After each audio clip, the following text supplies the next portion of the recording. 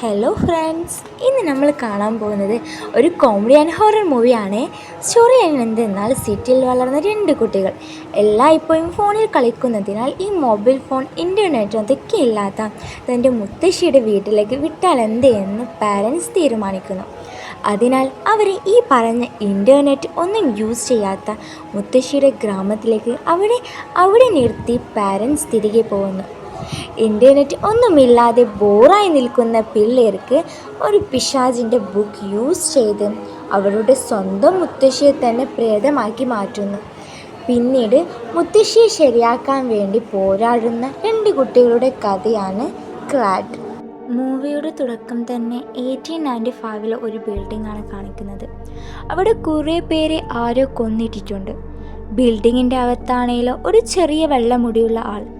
ഇയാളാണ് മൊത്തം പേരെയും കൊന്നിട്ടിരിക്കുന്നത്. അവിടെ തലയിൽ കൈവച്ചിരിക്കുന്ന ആളെ നോക്കി പറയും, തരൂ, പണി തരൂ, അടുത്ത പണി തരൂ. അവരൊന്നും പറയാത്തതിനാൽ അയാളെയും കൊടൂരമായി കൊല്ലുന്നുണ്ട്. അന്നേരം നമുക്ക് ടാബ്ലിലെ ഒരു ബുക്ക് കാണിക്കുന്നു. പ്രസൻറ്റിൽ സിറ്റിയിലെ ഒരു കാറിൽ അമ്മയും അച്ഛനും അവരുടെ രണ്ട് കുട്ടികളും. പെൺകുട്ടിയുടെ പേര് മിയ, ചെക്കൻ്റെ പേര് കെവിൻ. ഇവർ രണ്ടുപേരുമാണ് ഈ മൂവിയിലെ മെയിൻ ക്യാരക്ടേഴ്സ്. ഇവർ ഫോണിൽ തന്നെയാണ് ഫുൾ ടൈമും. ഇപ്പോൾ തന്നെ അമ്മ പറയുന്നുണ്ട് വെക്കാൻ, അതും കേൾക്കുന്നില്ല. ഇവർ ഇപ്പോൾ എവിടെ പോവുകയാണെന്ന് വെച്ചാൽ ഇവരുടെ മുത്തശ്ശിയുടെ വീട്ടിലേക്ക്, അതായത് ഒരു ഗ്രാമത്തിലേക്ക്. വന്ന ഉടനെ തന്നെ രണ്ടുപേരും ടയേർഡായതിനാൽ ഉറങ്ങാൻ പോകുന്നു. ഉറങ്ങും നേരവും ഫോൺ കയ്യിൽ വെച്ചാണ് ഉറങ്ങുന്നത്. എന്താലേ, അവരുടെ ഫോൺ അമ്മ എടുക്കുവാണ്. എന്നിട്ട് മുത്തശ്ശിയുടെ അടുക്കൽ പോയി ബർത്ത്ഡേ വിഷൊക്കെ ചെയ്യുന്നുണ്ട്. എന്നിട്ട് മുത്തശ്ശിയുടെ അടുക്കൽ പോവും. എന്നിട്ട് പറയും, ഞങ്ങൾ വന്നത് ഞങ്ങളെ കുട്ടികളെ കുറച്ച് നാൾ അമ്മയുടെ അടുത്താക്കി പോവാനാണ്. ഇത് കേട്ട് മുത്തശ്ശി അപ്സെറ്റ് ആവുന്നുണ്ട്. അതെങ്ങനെ ശരിയാകും? അവർ സിറ്റിയിലല്ല വളർന്ന്, അവർക്ക് എങ്ങനെയാണ് ഇവിടെ ഇരിക്കുക? കേൾക്കമ്മ, കുട്ടികൾ വളരെ ഫോൺ അഡിക്റ്റാണ്. എന്തു പറഞ്ഞാലും കേൾക്കില്ല. അതുകൊണ്ടാണ് അവരെ ഇവിടെ നിർത്താമെന്ന് വിചാരിച്ചത്. ഇവിടെയാണെങ്കിൽ ഇൻ്റർനെറ്റ് ഫോണൊന്നും യൂസ് ചെയ്യില്ലല്ലോ. അതുമാത്രമല്ല, ഞാനും എൻ്റെ വൈഫും ഒറ്റയ്ക്കിരുന്നിട്ട് കുറേ വർഷമായി. ഞങ്ങളും കുറച്ച് എൻജോയ് ചെയ്യട്ടെ. നാളെ അവർ ചോദിച്ചാൽ ഞാൻ എന്ത് പറയണം? എന്തേലും പറ എന്ന് പറഞ്ഞു പോകുന്നുണ്ട്. അതേ ടൈം ഈ ഗ്രാമത്തിലെ കാട്ടിലെ ആരോ ഒരാൾ കാട്ടിലെ മരങ്ങളെ എക്യുപ്മെൻറ്റ് യൂസ് ചെയ്തിട്ട് വെട്ടിയിടുവാണ്. ഇത് തടയാൻ വേണ്ടി അവിടുത്തെ നാട്ടുകാർ തന്നെ വരുന്നുണ്ട്. ആക്ച്വലി നാട്ടുകാരൊക്കെ ആരാധിക്കുന്ന ഒരു സ്ഥലമാണിത്. അതുകൊണ്ടാണ് അവർ തടയുന്നത്. തലവൻ പറയും, ഇത് ഞങ്ങളുടെ കാടാണ്. ഇത് വെട്ടാൻ എനിക്ക് ആരാ പെർമിഷൻ നൽകിയത്? ഞാൻ ഒഫീഷ്യലായി പെർമിഷൻ ചോദിച്ചിട്ടാണ് ഈ എക്യുപ്മെൻറ്റുമായി വന്നിട്ടുള്ളത്. രാത്രി മരത്തെ വെട്ടാൻ പറ്റില്ല എന്ന് പറഞ്ഞ് ഓടിക്കുവാണ് തലവൻ. അത് കട്ട് ചെയ്താൽ രാവിലെ പിള്ളേരെ എണീറ്റ്, എന്താ മുത്തശ്ശി, അവരെന്താ അങ്ങനെ ചെയ്ത്? ഫോൺ എടുത്തുകൊണ്ട് പോയോ? ഫോണും ഇൻ്റർനെറ്റും ഇല്ലാതെ ഞങ്ങൾ എങ്ങനെയാണ് ജീവിക്കുക? മിയ എണീറ്റ് ഒച്ച വെക്കുന്നുണ്ട്. ഇൻസ്റ്റഗ്രാം, ഫേസ്ബുക്ക്, യൂട്യൂബ് അതൊക്കെ ഇല്ലാതെ എങ്ങനെ അതൊക്കെ ഞങ്ങൾ ചെക്ക് ചെയ്യുന്നു? മുത്തശ്ശി പറയും, നിങ്ങൾക്ക് ബോറടിക്കില്ല, എൻ്റെ കൂടെ വാ എന്ന് പറഞ്ഞ് ഗാർഡൻ ക്ലീൻ ചെയ്യിപ്പിക്കും, വിറക് വെട്ടി കാണിക്കും, ഗ്യാരേജൊക്കെ ക്ലീൻ ചെയ്യും എന്ന് പറഞ്ഞ് മൊത്തം ജോലി അവരെ കൊണ്ട് ചെയ്യിപ്പിക്കുന്നുണ്ട്. എന്തിനാ മുത്തശ്ശി ഇങ്ങനെയൊക്കെ ചെയ്യുന്നത്? ക്യാഷ് കൊടുത്താൽ വേറെ ആൾക്കാർ വന്ന് ചെയ്യൂലേ? നിങ്ങളെപ്പോലെ ഞാൻ ക്യാഷ് വേസ്റ്റ് ചെയ്യാറില്ല. ഈ ക്യാഷൊക്കെ എന്താ ചെയ്യുന്നത് നിങ്ങൾ? എൻ്റെ ഫ്യൂണറൽക്ക് വേണ്ടി എടുത്തു വെക്കുകയാണ്. കട്ട് ചെയ്താൽ തുടക്കത്തിൽ കാണിച്ച ബിൽഡിങ് കാണിക്കും. ആ ബിൽഡിംഗ് ഈ ഗ്രാമത്തിലാണുള്ളത്. ബിൽഡിങ്ങിൻ്റെ അകത്താണ് മേയറുള്ളത്. ഇദ്ദേഹമാണ് മരം വെട്ടാൻ ഓർഡർ കൊടുത്തത് തന്നെ. മേയർ വളരെ അപ്സെറ്റായിരിക്കുകയാണ്. ആ ടൈം മരം വെട്ടുന്നവൻ വന്ന്, എന്നെ മരം വെട്ടാൻ സമ്മതിക്കുന്നില്ല, അവർക്ക് സാറിൻ്റെ ഒപ്പൊന്ന് വേണമായിരുന്നു. എനിക്ക് ഫാമിലിയൊക്കെ ഉള്ളതാണ്, സാറൊന്ന് ഒപ്പിട്ട് തന്നിരുന്നെങ്കിൽ. ഇതൊക്കെ കേട്ട് മേയർ എന്തോ ചിന്തിച്ച് ഒപ്പിട്ട് കൊടുക്കുവാണ്. അവിടുത്തെ പൊളിറ്റീഷ്യൻ വന്ന് പറയും, എന്താ മേയറെ നീ ഇപ്പോൾ കാണിച്ചു വെച്ചിരിക്കുന്നത്? നിനക്കിപ്പോൾ പണ്ടത്തെ പോലെ പോപ്പുലാരിറ്റി ഒന്നുമില്ല, അതൊക്കെ തിരികെ പിടിക്കുക എന്നൊക്കെ പറഞ്ഞു പോകുന്നുണ്ട്. അത് കട്ട് ചെയ്താൽ മുത്തശ്ശിയും പിള്ളേരും ഷോപ്പിംഗ് ഒക്കെ ചെയ്യുന്നുണ്ട്. ഈ ഗ്രാമത്തിലെ രണ്ട് പിള്ളേരെ ഇവർക്ക് ഫ്രണ്ട്സായി ലഭിച്ചിട്ടുണ്ട്. പെട്ടെന്ന് വീട്ടിൽ വാ എന്ന് പറഞ്ഞ് മുത്തശ്ശിയും പോകുന്നുണ്ട്. ഇവിടെ ഫോണില്ല, ഇൻ്റർനെറ്റ് ഇല്ല, സോഷ്യൽ മീഡിയ ഇല്ലാതെ എങ്ങനെയാണ് ഇവിടെ നിങ്ങൾ ജീവിക്കുക എന്നൊക്കെ പറഞ്ഞ് നോക്കുമ്പോഴാണ് അവർ സന്തോഷത്തിൽ എൻജോയ് ചെയ്യുന്നത് ഇവർ കാണുന്നത്. ഇവർ രണ്ടുപേരും പരസ്പരം നോക്കുന്നുണ്ട്. ഇവരുടെ പാരൻസ് എൻജോയ് ചെയ്യുന്ന പ്ലേസിൽ ഒരാൾ ഫോൺ യൂസ് ചെയ്യരുത് എന്ന് പറഞ്ഞ് ഫോണൊക്കെ വാങ്ങി വെക്കുന്നുണ്ട്. അവർ വീട്ടിലേക്ക് പോകുന്ന ടൈം ആ പിള്ളേർ പറയും, ഇവിടെ ടൗണിൽ ചെറിയൊരു ലൈബ്രറി ഉണ്ട്, അവിടെ ഇൻ്റർനെറ്റൊക്കെ ഉണ്ടെന്നാണ് കേട്ടെ. നിങ്ങൾ അവിടെ പോവും. ശരി, ഇന്നിന് പറ്റില്ല, നാളെ പോവാം എന്ന് പറഞ്ഞ് അവർ വീട്ടിൽ പോകുന്നുണ്ട്.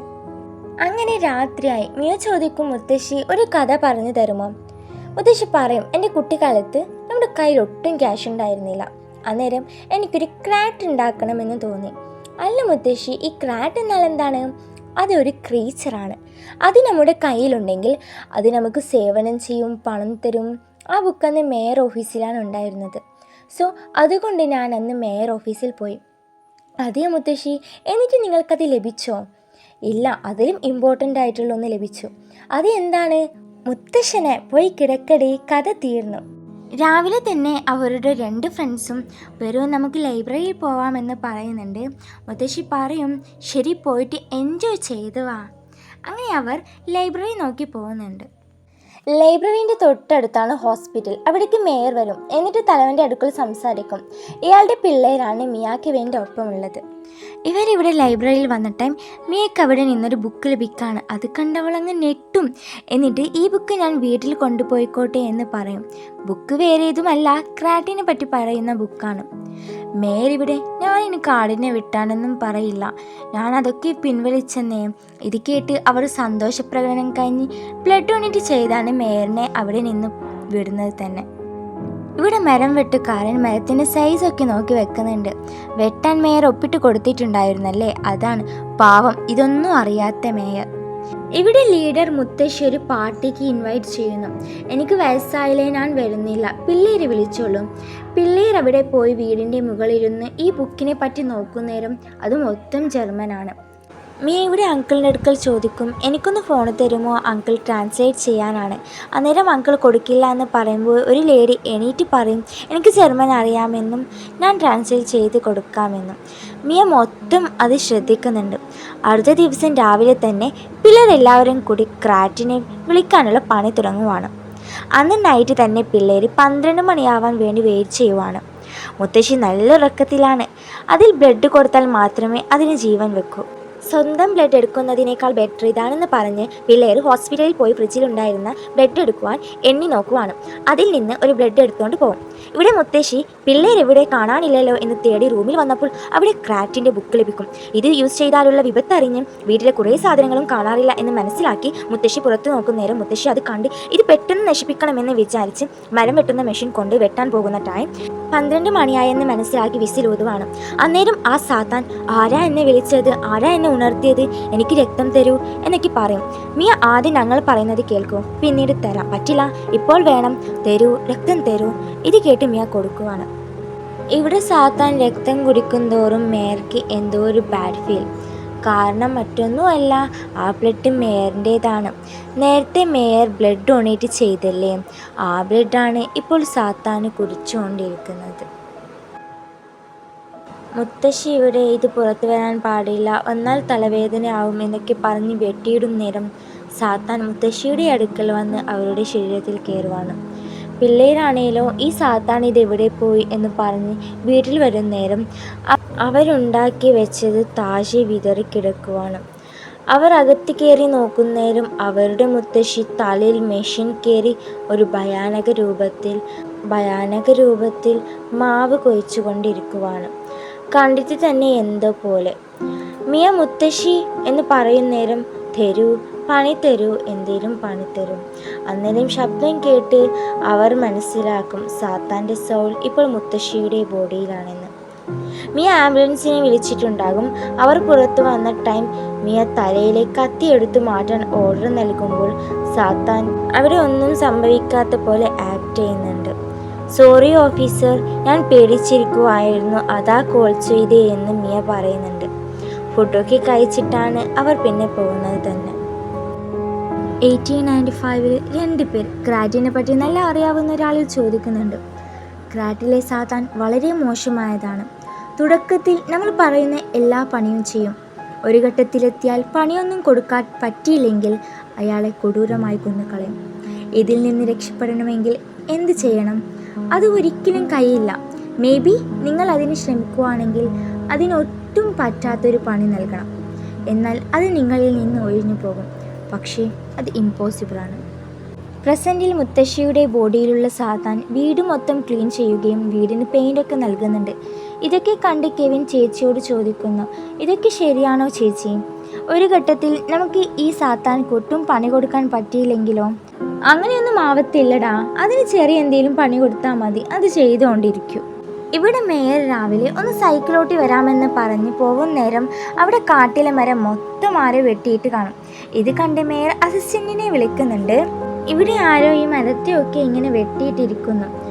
എന്നിട്ട് മേയർ അവിടെ ഇരിക്കുന്ന നേരം ഒരാൾ പറയും, മരത്തെയൊക്കെ വെട്ടാൻ പറഞ്ഞ് ഇവിടെ ഇരിക്കുവാണല്ലേ? എന്താ നീ പറയുന്ന? ആരടാ മരത്തെയൊക്കെ വെട്ടാൻ പറഞ്ഞേ? നീ എന്താ ഇങ്ങനെയൊക്കെ പറയുന്നേ? നിങ്ങളല്ലേ പറഞ്ഞിട്ട് മരം വെട്ടുന്ന ആൾ വന്ന് ഇവിടെ വെട്ടിയിട്ട് പോയത്? ഇത് കേട്ട് മേയർ അങ്ങ് തളർന്നു പോകും. ഇവിടെ ക്രാറ്റായിട്ട് മാറിയ മുത്തശ്ശി ഒരുപാട് ദോശം അങ്ങ് ചുട്ട് വെക്കുവാണ്. ഇത് കണ്ട് കെവിൻക്ക് സങ്കടമാവുന്നുണ്ട്. എന്താ ചേച്ചി, മുത്തശ്ശി ഇങ്ങനെ ജോലി ചെയ്യുമ്പോൾ എനിക്ക് വിഷമമാവുന്നുണ്ട്. അത് മുത്തശ്ശി അല്ലല്ലോ ചെയ്യുന്നത്, ക്രാറ്റല്ലേ. മുത്തശ്ശി നോർമലായ ഉടനെ തന്നെ നമുക്ക് വീട്ടിലേക്ക് പോകണം ചേച്ചി. അതപ്പോഴല്ലേ, ആ ടൈം നോക്കാം. പണി നൽകൂ, അടുത്ത പണി നൽകൂ എന്ന് മുത്തശ്ശി പറയുമ്പോൾ അടുത്ത പണിയൊന്നുമില്ല, കിടന്നുറങ്ങ്, അതാ അടുത്ത പണി എന്ന് പറഞ്ഞ് പിള്ളേർ ഉറക്കുന്നുണ്ട്. രാത്രി കിടന്നുറങ്ങിയ മുത്തശ്ശി ക്രാറ്റ് കറക്റ്റ് 12 മണിയാവുമ്പോൾ എണീക്കുന്നുണ്ട്. എന്നിട്ട് പറയും, തരൂ, പണി തരൂ, അടുത്ത പണി തരും. എന്നിട്ട് ഡയറക്റ്റായി മിയയുടെ അടുക്കൽ പോകുന്നുണ്ട്. അവളൊന്നും പണി നൽകാത്തതിനാൽ അവളെ കൊല്ലാമെന്ന് തീരുമാനിച്ച് അടുത്തേക്ക് ചെന്ന് സ്മെല്ല് ചെയ്യുമ്പോഴാണ്, ഇതല്ലല്ലോ എനിക്ക് നൽകിയ രക്തം എന്ന് വിചാരിച്ച് കെവിൻ്റെ അടുക്കൽ പോകുന്നുണ്ട്. ഇതും അല്ലല്ലോ എനിക്ക് നൽകിയ രക്തം, കാരണം ആരുടെ രക്തമാണോ ക്രാറ്റിന് നൽകുന്നത് അവരാണ് ക്രാറ്റിൻ്റെ യഥാർത്ഥ ഉടമസ്ഥൻ. എന്നിട്ട് ക്രാറ്റ് ജനലിൻ്റെ അടുക്കൽ പോയി സ്മെല്ല് ചെയ്യുന്നുണ്ട്.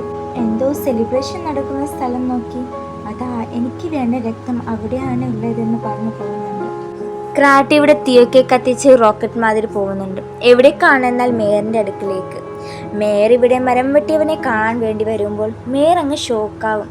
കാരണം കാട്ടിലെ മരത്തെ വെട്ടി മേയർക്ക് ചീത്തപ്പേരുണ്ടാക്കാൻ വേണ്ടി അവനെ പറഞ്ഞയച്ചതും അവിടുത്തെ തന്നെ പൊളിറ്റീഷ്യനാണ്. പുറമേ നല്ലത് കാണിച്ച് അകത്ത് വൃത്തികെട്ട പണിയെടുക്കുവാണ് ഇയാൾ. അയാൾ ഇങ്ങനെ ചെയ്തത് തന്നെ മേയറിൻ്റെ പൊസിഷൻ തട്ടിയെടുക്കാൻ വേണ്ടിയാണ്. ഇത് കേട്ട് മേയർ ദേഷ്യപ്പെടുന്നുണ്ട്. അന്നേരം ഒരാൾ മേയറിനെ എടുത്തെറിയുവാണ്. ആ കറക്റ്റ് ടൈം അതാ ക്രാറ്റിൻ്റെ എൻട്രി. ക്രാറ്റ് വന്ന് പറയും, മാസ്റ്റർ പണി തരൂ, എനിക്കൊരു പണി തരൂ എന്നൊക്കെ പറയുന്ന നേരം മേയർ പറയും, പണിയല്ലേ നിനക്ക് വേണ്ടത്, എന്നാൽ അവരങ്ങ് പോയി തല്ല്. ഇത് കേട്ട ഉടനെ അവരെ ഒന്ന് ക്രാറ്റ് നോക്കുന്നുണ്ട്. അത് കട്ട് ചെയ്താൽ പിള്ളേർ അവിടെ ഉണ്ടായ ടാബിൽ എഐനോട് ക്രാറ്റിനെ പറ്റി സെർച്ച് ചെയ്യുവാണ്. അന്നേരം ഏതോ കോണിലുള്ള ഒരു കുട്ടി ക്രാറ്റ് ഇതേ ബുക്കിനെ പറ്റി ഒരാൾ കുറച്ച് വർഷങ്ങൾക്ക് മുമ്പ് സെർച്ച് ചെയ്തിനായിരുന്നു. പോയി ഞാൻ അയാൾ ആരാണെന്ന് ഒന്ന് അറിയട്ടെ എന്ന് പറഞ്ഞവൻ ഓടുന്നുണ്ട്. ശരി, ഇവനെ തന്നെ കോളിൽ വെക്കാമെന്ന് ഇവർ പറയുകയും ചെയ്യുന്നുണ്ട്. അവൻ അങ്ങനെ ഓടിപ്പോയൊരു കഥവ് തുറക്കുന്നുണ്ട്. കട്ട് ചെയ്താൽ ഇവിടെ നമുക്കൊരു ബിസിനസ്മാനെ പോലെ തോന്നിപ്പിക്കുന്നവരെല്ലാം കാണിക്കുന്നുണ്ട്. അയാൾക്കൊരു കോൾ വരും. ഇത്ര നാൾ ഞങ്ങൾ തേടിക്കൊണ്ടുണ്ടായിരുന്നു ആ ബുക്കിനെ പറ്റി, ഇപ്പോൾ ഇതാ ഒരു വിവരം ലഭിച്ചിരിക്കുന്നു. ഇവിടെ ഇയാൾ മുത്തശ്ശിയെ തേടി മുത്തശ്ശിയുടെ വീട്ടിലേക്ക് വരുന്നുണ്ട്. മുത്തശ്ശി നിങ്ങൾ എവിടെയാണെന്ന് നോക്കുമ്പോൾ മുത്തശ്ശിയുടെ കണ്ണട വീണ് കിട്ടും. അതിൽ രക്തക്കറായിട്ടുണ്ടാവും. ഇത് കണ്ട് അയാൾ ടെൻഷൻ ആവുന്നുണ്ട്. ചെറുക്കൻ്റെ അടുത്ത് നിന്ന് യാതൊരു വിവരവും ലഭിക്കാത്തതിനാൽ ഇവർ ചർച്ചിലേക്ക് പോകുന്നു. എന്നിട്ട് അച്ഛൻ്റെ അടുത്ത് നടന്ന എല്ലാ കാര്യവും പറയുന്നുണ്ട്. ഇതൊക്കെ കേട്ട് അച്ഛൻ പറയും, ഓക്കെ കുട്ടികളെ, നിങ്ങൾ കറക്റ്റായിട്ടുള്ള ആളടുത്താണ് വന്നിട്ടുള്ളത്, വരൂ എൻ്റെ അടുത്ത് വരൂ, ഞാൻ നിങ്ങൾക്കൊന്ന് കാണിച്ചു തരാം എന്ന് പറഞ്ഞ് ഒരു പെട്ടി തുറക്കുന്നുണ്ട്. അതിലൊരു ഡ്രോണെയാണ് വെച്ചിട്ടിരിക്കുന്നത്. കുട്ടികളെ, ഇനി നമുക്ക് ഡ്രോണിനെ വെച്ച് മുത്തശ്ശിയെ കണ്ടെത്താമെന്ന് അച്ഛൻ പറയുന്നുണ്ട്. ഇവിടെ ഇയാൾ അയാളുടെ ഗാങ്ങിൻ്റെ അടുക്കൽ മൊത്തം പറയും, മുത്തശ്ശിയെ കാണുന്നില്ല, ഞങ്ങൾ വേണം അവരെ കണ്ടെത്തുവാൻ. മേയറിന് ബോധം വീണ ഉടനെ ക്രാറ്റ് പറയുന്നുണ്ടാവും, തരൂ, പണി തരൂ, അടുത്ത പണി തരൂ, പോയി പിസ്സ എടുത്തുകൊണ്ട് വാ. അങ്ങനെ അത് പിസ്സ ഉണ്ടാക്കി കൊണ്ടുവെക്കുമ്പോൾ മേയർ, ഓ ഇത്രയും പിസ്സയോ എന്ന് പറഞ്ഞ് പിസ്സ കഴിക്കുന്നേരം അതിലൊരു മോതിരം, ഇത് എവിടുന്നാണ് എന്ന് പറഞ്ഞ് ഉണ്ടാക്കുന്നത് നോക്കുമ്പോൾ അയാളങ്ങ് ഷോക്കായി പോകും. കാരണം ഇന്നലെ 3 പേരെ തല്ലാൻ പറഞ്ഞില്ലേ, അവരെ കൊന്നിട്ടിട്ടാണ് ഇവിടെ പിസ്സ ഉണ്ടാക്കി വെച്ചിരിക്കുന്നത്. പള്ളിയിലെ അച്ഛൻ അവരെ ഓടിച്ചിട്ടുണ്ടാകും, ഓരോ ഉടായ്പുമായി വന്നിട്ടുണ്ട് എന്ന് പറഞ്ഞു. മിയ ഇവിടെ സങ്കടത്തിലാണ്. കാരണം ഞാൻ കാരണമല്ലേ മുത്തശ്ശിക്ക് ഇപ്പോൾ ഇങ്ങനെ സംഭവിച്ചതെന്ന് ഓർത്തിട്ട്. കെവിനായിരിക്കും ആശ്വാസം പെടുത്തുന്നത് തന്നെ. ക്രാറ്റ് മുത്തശ്ശി പിള്ളേരെ കൊല്ലാൻ വേണ്ടി വന്നിട്ടുണ്ടാവും. അന്നേരം ആ ടൈമിൽ തന്നെ പള്ളിയിലെ ഫാദർ ഫോണിൽ കുരിശ് കാണിക്കുന്നുണ്ട്. പിള്ളേരെ, ഇനി നമുക്ക് റിച്വൽസ് തുടങ്ങാമല്ലേ. തലവൻ കാട്ടിൽ ചെല്ലും നേരം മരത്തെ വെട്ടിയത് കണ്ട് ഷോക്കായി മരം വെട്ടിയവൻ്റെ വീട്ടിൽ പോയി മുഖം നോക്കി ഒന്ന് കൊടുക്കുന്നുണ്ട്. സൈനിട്ടത് മേയറാണെന്നറിഞ്ഞ് അവനെ ഇനി വെറുതെ വിടില്ല എന്ന് പറഞ്ഞു പോകുന്നുണ്ട്. ഇവിടെ ഫാദർ കെവിൻ മിയയോട് ഇനി നിങ്ങൾ ഞാൻ പറയുന്ന മന്ത്രങ്ങൾ പറയണം ഫാദർ എന്നിട്ട് മുത്തശ്ശിയെ ഒരിടത്ത് കിടത്തിയിട്ട് മുത്തശ്ശിയുടെ ബോഡിയിൽ നിന്ന് സാത്താനെ എടുത്തു മാറ്റുന്നുണ്ട്. ഇവിടെ നാട്ടുകാരൊക്കെ തീപ്പന്തവുമായി മേയറിൻ്റെ വീടിൻ്റെ മുന്നിൽ നിൽക്കുവാണ്. മേയർ ന്യൂഡായി വന്ന് നിങ്ങൾക്ക് എന്താ വേണ്ടത്, എല്ലാം എടുത്തോളൂ, ഫോട്ടോ എടുക്കുവാണെങ്കിൽ അതും എടുത്തോളൂ, സോഷ്യൽ മീഡിയയിൽ ഇടുകയാണെങ്കിൽ ഇട്ടുകൊള്ളൂ. മേയർ മരിക്കാൻ ശ്രമിക്കുമ്പോൾ തലവൻ പറയും എന്തിനാ ഇങ്ങനെയൊക്കെ ചെയ്യുന്നത്, ഇങ്ങനെ തെറ്റ് ചെയ്താൽ അടുത്ത ജന്മത്തിലും ഇതേപോലെ ചെയ്യും, ഞങ്ങളുടെ കൂടെ ചേരൂ എന്നൊക്കെ എല്ലാവരും പറയുന്നുണ്ട്.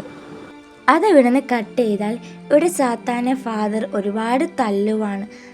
തല്ലി ഒരു പരിവമാവുമ്പോൾ എന്തിനാ എന്നെ ഇങ്ങനെ തല്ലുന്നതെന്ന് സാത്താൻ ചോദിക്കുന്നുണ്ട്.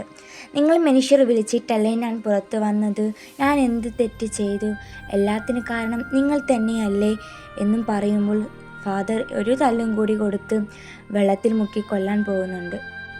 വെള്ളത്തിൽ മുക്കുന്തോറും ക്രാറ്റിനോട് പറയും ഇതോടെ നീ അങ്ങ് ഇല്ലാതാവട്ടെ, നീ ചെയ്ത പാപങ്ങളൊക്കെ നിന്നോടൊപ്പം ഇല്ലാതാവട്ടെ എന്ന് പറഞ്ഞ് മുക്കി വിടുകയാണ്. അതോടെ അവിടെ ഒരു വലിയ സ്ഫോടനം തന്നെ ഉണ്ടാകുന്നുണ്ട്.